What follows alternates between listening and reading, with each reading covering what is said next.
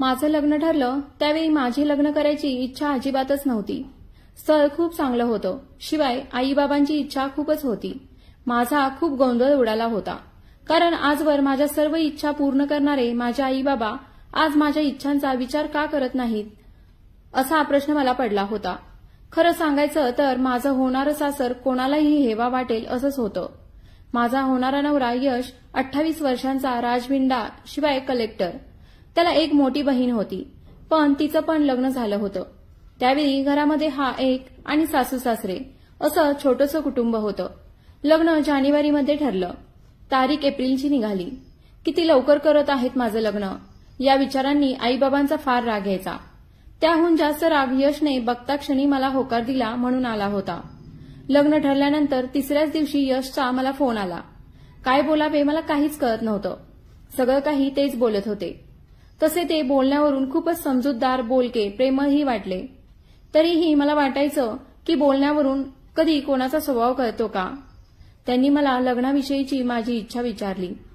मीही स्पष्ट सांगितलं, मला इतक्यात लग्न नाही करायचं. मी तुम्हाला कसलीच ओळखत नाही. आईबाबांची इच्छा म्हणून मी हो बोलले आणि फोन ठेवून दिला. त्यानंतर आमच्यातलं बोलणं मी आईबाबांना सांगितलं. ते खूपच चिडले आणि त्यांनी यशला फोन केला. मी केलेल्या मूर्खपणाची माफी मागितली. खरं तर माझा त्यांना दुखवण्याचा मुळीच हेतू नव्हता. मी फक्त माझ्या भावना त्यांना सांगितल्या होत्या. माझा जो काही गोंधळ उडाला आहे तो त्यांना कळायला नको का. दुसऱ्या दिवशी दारावर बेल वाजली. मी घरात साधा ड्रेस घालून बसले होते आणि आई कामात होती, त्यामुळे दरवाजा मीच उघडला. यश मला भेटण्यासाठी घरी आले होते. त्यांना बघितल्यावर मी आईला आवाज दिला. आई बाहेर आली की झाली तिची पाहुणचार करायला सुरुवात. या बसा ना, असं म्हणून आईने त्यांना पाणी दिलं आणि माझ्यावर ओरडली, आधी ते कपडे चेंज कर म्हणून. आता तर मला फार राग आला होता. आता हे काय, हा कधीही येणार, मग मी काय साडी नेसून बसू काय घरात. मग नशीब माझं, तेच म्हणाले, आई राहू द्या, काही हरकत नाही. मी असा अचानक आलो, खरं तर माझंच चुकलं. मी आधी सांगायला हवं होतं. त्यावर आई म्हणाली, असू द्या हो, हे काय तुमचंच घर आहे आता. नंतर आईने विचारलं, कसं काय येणं केलं. त्यावर ते म्हणाले, तुमची हरकत नसेल तर मला आरोहीसोबत थोडं बोलायचं आहे. आई म्हणाली, छे हो, हरकत कसली, तुम्ही दोघे बोलत बसा, मी काहीतरी खायला घेऊन येते तुमच्यासाठी. तितक्यात यश आईला म्हणाले, आई कॉफी कराल का, मला कॉफी खूप आवडते. मला थोडं आश्चर्य वाटलं, कारण मलाही कॉफीच आवडते. तसा माझाही स्वभाव मोकळाच होता, पण न जाणे का मला त्याच्यासमोर मोकळाच होता येत नव्हतं. मी पुतळ्यासारखी अजूनही दारातच उभी होते. यश म्हणाले, आरोही हे तुझंच घर आहे. मी दरवाजा बंद करून थोडे आत आले. माझीही काही बोलण्याची हिंमत होईना. मग काय तेच बोलले, तुमच्या घराला गच्ची आहे का. मी हो असं उत्तर दिलं. मग ते म्हणाले, चल ना आपण गच्चीवर जाऊन बोलूयात. ती संध्याकाळची वेळ होती. आजवर या घराची प्रत्येक संध्याकाळ मी गच्चीवरच घालवली होती. सूर्यास्ताची वेळ तर मला खूप आवडायची. यावेळी आकाशात होणारे रंगांचे बदल मला फारच आवडायचे. त्यानंतर आम्ही गच्चीवर गेलो. यश म्हणाले, किती सुंदर वाटते ना ही वेळ, मला फार आवडते. संध्याकाळ झाली की असंच गच्चीवर येऊन आकाशात बदलणारे रंग पाहायला मला खूप मस्त वाटतं. मी त्यांच्याकडे पाहत राहिले, कारण आमच्या दोघांमध्ये किती साम्य होतं. ते म्हणाले, काय झालं, अशी का बघत आहेस. अच्छा, ते सर्व जाऊ दे. मी ज्या कामासाठी आलो आहे ते बोलू का. मी ओके म्हणाले. मी विचारलेल्या प्रश्नाची खरी खरी उत्तरं देशील का. मी हो म्हणाले. त्यावर त्यांनी विचारलं, मला सांग, तुझं जबरदस्ती लग्न करण्याचं कारण काय. मी आवडलो नाही का तुला. मी म्हणाले, मला नेमकं सांगता येणार नाही. बरं, मग दुसरं कोणी आवडतं का. मी म्हणाले, हो, आमिर खान. त्यावर ते जोरजोरात हसू लागले आणि म्हणाले, छान आहे तुझी निवड, पण येडू तो फार मोठा आहे ग तुझ्यापेक्षा. आणि इकडे माझ्याकडे बघ, मी काही त्याच्यापेक्षा वाईट नाही. माझे सगळे मित्र मला आमिर खानच बोलतात. मी तोंडातल्या तोंडात पुटपुटले, किती तो गैरसमज स्वतःबद्दल. त्यांनी ते ऐकले आणि म्हणाले, हो, गैरसमज तर आहेतच आणि स्वतःवर विश्वास तर त्याहून जास्त आहे. आता माझं मन मला काय सांगत आहे सांगू. आपलं लग्न होणार आणि 100% होणार. खरं सांगायचं तर मला तू खूपच आवडली आहेस आणि तुझ्याकडेही मला नकार देण्याचं काहीच विशेष कारण नाही. पण मी सांगतो, तू अजूनही लहान आहेस. अचानक ठरलेल्या लग्नामुळे थोडी गोंधळली आहेस. बाकी काही नाही. आई वडील नेहमी आपलं भलंच करतात. त्यांच्या निर्णयावर कधीच शंका घेऊ नकोस. मी आजवर खूप चांगला मुलगा, चांगला मित्र बनलो आहे. मला खात्री आहे की मी खूप चांगला पतीही बनेन. आणि खरं सांगू, मला खूप आवडेल तुझ्या या अशा गोंधळलेल्या प्रवासाचा साक्षीदार व्हायला. मी शांतपणे त्यांचं म्हणणं ऐकत होते. तितक्यात आईने कॉफी आणून दिली. मला गरम गरमच कॉफी आवडते. सवयीप्रमाणे मी कप उचलून ओठांना लावला आणि थोडा पिऊन कप खाली ठेवला आणि त्यांनी नेमका तोच कप उचलून स्वतःच्या ओठांना लावला. मी पटकन बोलले, यश, तो माझा उष्टा कप आहे. त्यावर ते म्हणाले, हो का? तरीच म्हटलं, कॉफी याआधी कधीच एवढी टेस्टी लागली नव्हती. मी लाजेने लालबुंद झाले. नजर चोरून खाली उतरणार तितक्यात त्यांनी माझा हात पकडला आणि म्हणाले, मग होकार ना? मी त्याच्याकडे पाहिलं आणि मोठ्याने ओरडून बोलले, नाही म्हणजे नाही, आणि तिथून पळ काढला. त्यानंतर ते खाली उतरून आले. आईचा निरोप घेऊन निघाले का कोण जाणे. पण मी माझ्या खोलीतून खिडकीकडे वळले त्यांना पाहायला, आणि त्यांना कळू नये म्हणून मी पडद्याआड लपून पाहत होते. त्यांनी गाडी रिव्हर्स घेतली आणि माझ्या खोलीकडे हॉर्न दिला आणि हसले आणि निघून गेले. त्यांना मी तिथे उभी असलेली कसं कळालं असेल? इतक्या कमी वेळात किती ओळखू लागले होते ते मला. माझा तर विश्वासच बसत नव्हता. रात्री जेवतानाही मी त्यांचाच विचार करत होते.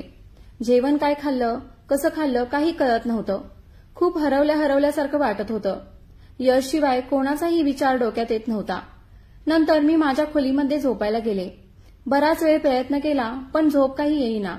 मग पुस्तक वाचायला घेतलं. तरीही यश समोर दिसत होते. तितक्यात फोनची घंटी वाजली. यशचाच फोन होता. मी उचलून फक्त कानाला लावला. कदाचित मी त्यांच्याच फोनची वाट पाहत होते. समोरून ते बोलले की माझाच विचार करत आहेस ना? मी नकळत हो म्हणाले आणि नंतर नाही म्हणाले. मी का करू तुमचा विचार? माझ्याकडे करण्यासारखी आणखी पुष्कळ कामं आहेत. ते म्हणाले, अच्छा हो का? मग मगाशी मी जाताना पडद्यामागून मला का पाहत होतीस? माझी तर बोलतीच बंद झाली होती. पुढे ते म्हणाले, आरोही, मगाशी कॉपी पिताना तू माझं नाव घेतलं. मला खूप छान वाटलं. तुझ्या तोंडून माझं नाव ऐकायला मला खूप आवडेल. ये पुन्हा एकदा बोल ना. मी पटकन नाही म्हणाले. मग काय ते हट्टच करू लागले. माझी रिक्वेस्ट आहे, बोल ना प्लीज प्लीज. नाव फक्त घ्यायला सांगत आहे, उकाणा नाही. इतकी लाजतेस? मग मी म्हणाले, अच्छा ठीक आहे. याआधी नाव घेतलं तेव्हा इतकं काहीच वाटलं नाही, पण आता अचानक लाज वाटू लागली होती. मी अगदी हळू आवाजात त्यांचं नाव घेतलं. यश त्यावर म्हणाले, जरा मोठ्याने बोल की. जेवली नाहीस का? आता मात्र मला राग आला होता. किती मनमर्जी करावी माणसाने. मग मी रागानेच त्यांचं नाव घेतलं. यश, घ्या बास. त्यावर म्हणाले, आहा, याला म्हणतात आंधळा मागतो एक डोळा आणि देव देतो 2 डोळे. आरोही, लग्नानंतरही असाच आवाज देशील ना? त्यानंतर आम्ही रात्रीच्या 2 वाजेपर्यंत गप्पा मारल्या. आम्ही कसल्या ते एकटेच बडबडत होते. पण छान वाटत होतं ते सर्व ऐकायला. त्यांनी मला त्यांच्या लहानपणीच्या आठवणी, मित्र, शाळा, कॉलेज, आईबाबांचा स्वभाव, नातेवाईक, आवडते रंग, छंद, गाणी, सारं काही सांगितलं. एवढं सगळं ऐकल्यावर ते मला जराही अनोळखी वाटत नव्हते.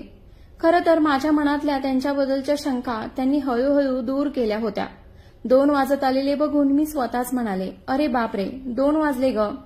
तुझ्यासोबत बोलताना वेळ कसा गेला कळलंच नाही. किती बडबडतेस, मला तर जराही बोलू दिलं नाहीस. मी इकडे गालातल्या गालात हसत होते. त्यांना ते कसं कळालं माहीत नाही. मला म्हणाले, हसू आलं ना? की माणसाने मनसोक्त हसावं, असं लपून लपून नाही. ते जे काही बोलायचे ते मला खूप आवडू लागलं होतं. खरं तर नुसतं बोलणं नाही, तेही थोडे थोडे आवडू लागले होते. पुढे काय, माझं त्यांच्यासोबत लग्न झालं. ते थोडीच तसे ऐकणार होते माझ्यासोबत लग्न केल्याशिवाय. लग्नाच्या पहिल्या रात्री देखील ते गप्पा मारायला दमले नाहीत आणि मी मात्र त्यांच्या गप्पा ऐकता ऐकता कधी झोपी गेले कळलंच नाही. दुसऱ्या दिवशी ते मला म्हणाले, लवकर तयार हो, आपल्याला बाहेर जायचं आहे. पुन्हा माझा तसाच आडमुठेपणा सुरू. मी कुठेही येणार नाही तुमच्यासोबत. यशने सकाळी स्वतः लवकर उठून आवरलं होतं, पण मी अजूनही मुद्दाम अंथरुणातच लोळत होते. मग ते माझ्याकडे पाहून गालातल्या गालात हसले. किती हट्टी मुलगी आहे ही, पण मी पण काही कमी नाही, असं म्हणत त्यांनी मला अलगद बाहूत उचललं. मला काही कळायच्या आतच त्यांनी मला शॉवरखाली नेऊन ठेवलं. आता मी नेहमीप्रमाणे चिडले नाही, ओरडले देखील नाही. त्यांनी माझ्यावर सतत असा हक्क गाजवणं मला आवडू लागलं होतं, म्हणून मी मुद्दाम आडमुठेपणा करत होते. आता शॉवरखाली आम्ही दोघेही चिंब भिजलो होतो. मी त्यांच्या डोळ्यात हरवून गेले होते. माझं गोरपान सडपातळ नाजूक शरीर पाण्याखाली भिजून माझी साडी घट्ट अंगाला चिकटली होती. यशचा आता स्वतःवरचा ताबा सुटत चालला होता. त्यांनी माझा एक हात तसाच घट्ट धरून ठेवला होता आणि एक हात सोडवण्यासाठी मी आता प्रयत्नही करत नव्हते. माझा विरोध आता हळूहळू मावळला होता आणि अचानक दिसलं की माझ्या बांगडीची कास त्यांच्या बोटाला लागली आहे. मी पटकन ते बोट हातात घेतले आणि माझ्या तोंडात पकडलं. माझ्या या कृतीने त्याचं शरीर गरम होऊ लागलं होतं. ते माझ्याकडे सरकत होते. मग मी त्यांचं बोट जोरात चावले आणि म्हणाले, काय फाजीलपणा आहे हा. यश म्हणाले, तुला आंघोळ करायचा कंटाळा आला होता ना म्हणून. आता करशील ना आंघोळ, का ती पण मीच घालू. जा तुम्ही बाहेर. मी त्यांना बाहेर ढकललं आणि दाराला टेकून गालातल्या गालात हसत राहिले. जेव्हा मी बाहेर आले तेव्हा ते त्यांचं तेच बोट तोंडात घेऊन बसलेले होते, जे मी माझ्या तोंडात पकडलं होतं. मी त्यांच्याकडे लाजून बघितलं आणि हसतच बाहेर निघून गेले. आज आमच्या लग्नाने 1 वर्षाचा प्रवास पूर्ण केला होता. भांडण एकदाही झालं नव्हतं. अधूनमधून मी चिडचिड करत असते. जोरदार भांडून रुसून माहेरी जायचं तर स्वप्नच आहे माझं, पण यश या जन्मी तरी ते शक्य होऊ देणार नाही. यापुढचाही प्रवास असा सुखमय व्हावा हीच ईश्वरचरणी प्रार्थना माझी. आता मला माहेरची आठवणही होत नाही. आता मला यश बोललेले ते खरं वाटत होतं. आई वडील नेहमीच आपला चांगला विचार करत असतात. यशने आजवर मला खूप काही दिलं. आज मी खूप सुखात आहे. आजच आमच्या लग्नाचा पहिला वाढदिवस. मी आज त्यांना गिफ्ट देणार आहे. लवकरच आमच्याकडे एक नवीन पाहुणा येणार आहे. हो, मी यशच्या बाळाची आई होणार आहे. हे कळल्यानंतर त्यांची जी काही प्रतिक्रिया असेल ती मी पाहण्यासाठी खूप अधीर झाले आहे. मला बालिश म्हणणारा माझा वेडा नवरा स्वतः एखाद्या लहानपणापेक्षाही काही कमी नाही.